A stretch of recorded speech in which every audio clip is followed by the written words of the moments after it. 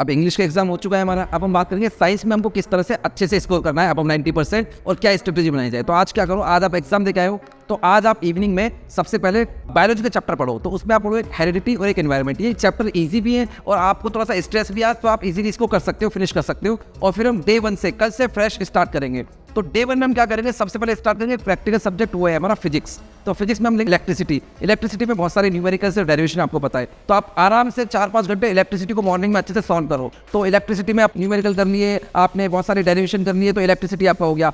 Afternoon के अंदर आप केमिस्ट्री पढ़ो। तो केमिस्ट्री का आप क्या करो, बहुत सारी इक्वेशंस फर्स्ट और चैप्टर में ज़्यादातर सिमिलर है, तो आप पूरी केमिस्ट्री में जो इक्वेशन पढ़ोगे उसकी पूरी लिस्ट बना लो। तो आपका फर्स्ट और सेकंड चैप्टर आप एक साथ फिनिश कर दो केमिस्ट्री का, उसमें आपको ज़्यादा इशू नहीं आएगा। तो 3-4 घंटे की अच्छे से सेटिंग दो, तो उसका इंपैक्ट अच्छा आएगा। और इवनिंग के अंदर फिर आप क्या करो, इवनिंग के अंदर आप फिजिक्स का सेकंड चैप्टर जो मैग्नेटिक इफेक्ट है, आप उसको पूरा फिनिश कर लो। तो आपका पहले दिन के अंदर ही 2 फिजिक्स के और 2 केमिस्ट्री के चैप्टर अच्छे से फिनिश हो जाएंगे। तो ये तो आप फर्स्ट डे का टारगेट सेट करो। अब आते हैं सेकंड डे पे। सेकंड डे पे हम स्टार्ट करेंगे, सबसे पहले मॉर्निंग में फ्रेश माइंड होता है, तो हम पढ़ेंगे लाइट चैप्टर। तो लाइट चैप्टर पे आपको पता है एक तो कुछ रे डायग्राम्स है और न्यूमेरिकल्स है, तो आप आराम से वही 4-5 घंटे आप इसको दो, अच्छे से उस पर कमांड कर लो। 4-5 घंटे की सिटिंग से क्या होता है, आपको कमांड होती है, आपको कॉन्फिडेंस आता है।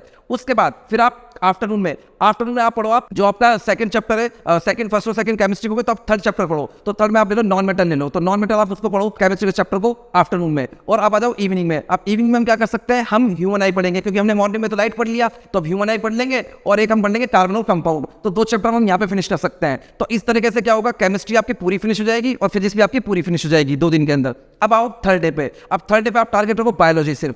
तो बायोलॉजी में पहला जो सबसे इंपॉर्टेंट चैप्टर है लाइफ प्रोसेस, उसको पढ़ो मॉर्निंग में। तो जितने भी आप मॉर्निंग में चैप्टर पढ़ते हो ना, सारे अच्छे चैप्टर पढ़ो। तो इसको भी आप 4 से 5 घंटे दो। लाइफ प्रोसेस काफी बड़ा चैप्टर है, लेंथी चैप्टर है। उसके बाद आप आफ्टरनून में पढ़ो, आप थोड़ा सा जो अपना चैप्टर है वो है कंट्रोल एंड कोऑर्डिनेशन। तो वो इतना बड़ा भी नहीं है, लेंथी भी नहीं है, तो आप इजीली उसको 2-3 घंटे में अच्छे से फिनिश कर सकते हो। और इवनिंग के अंदर बहुत अच्छा चैप्टर जो है रिप्रोडक्शन, आप उसको लो, तो 3-4 घंटे उसको पढ़ोगे तो वो भी आपका पूरा फिनिश हो जाएगा। तो 3 दिन में आप अच्छे से पूरा प्लानिंग करके अपना एक जो है ना टाइम टेबल सेट कर सकते हो। अब 4th डे पे क्या करना है वो सबसे इंपॉर्टेंट है। तो मॉर्निंग में आप क्या करो, 2 घंटे आप एमसीक्यू सॉल्व करो। तो जितने भी आपसे एमसीक्यू सॉल्व होते हैं 200-300 जितने भी आपको करना है, वो एमसीक्यू सॉल्व करके और फिक्स्ड 10:30 पे एक मॉक टेस्ट दो। जब 10:30 पे दोगे तो क्या होगा, आप मेंटली फिजिकली, क्योंकि आपका एग्जाम भी अगले दिन 10:30 पे, तो बॉडी प्रिपेयर रहेगी उसके लिए। तो 10:30 से 1:30 आप एग्जाम दो। उसके बाद थोड़ी ब्रेक लेने के बाद, खाना खाने के बाद उसका एनालिसिस करो। तो वही मेरे से कौन कौन सी गलतियां हुई है और जो गलतियां हुई उनको आप थोड़ा सा रेक्टिफाई करो। और इवनिंग के अंदर फिर जो एग्जाम से पहले वाली जो आपकी रात होती है, उसमें आप फिर रिवीजन करो। और रिवीजन में क्या करोगे,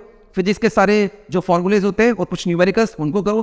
केमिस्ट्री में सारी इक्वेशन जो है इंपॉर्टेंट, उनको एक बार देख लो जो आपने पहले लिखी हुई थी। और बायोलॉजी में जितने भी मेन इंपॉर्टेंट डायग्राम है आप उनको पढ़ो। और इस तरह से फिर आप एक प्रॉपर स्लीप लो 6 से 7 घंटे की, और मॉर्निंग में अच्छे से एग्जाम देके आओ।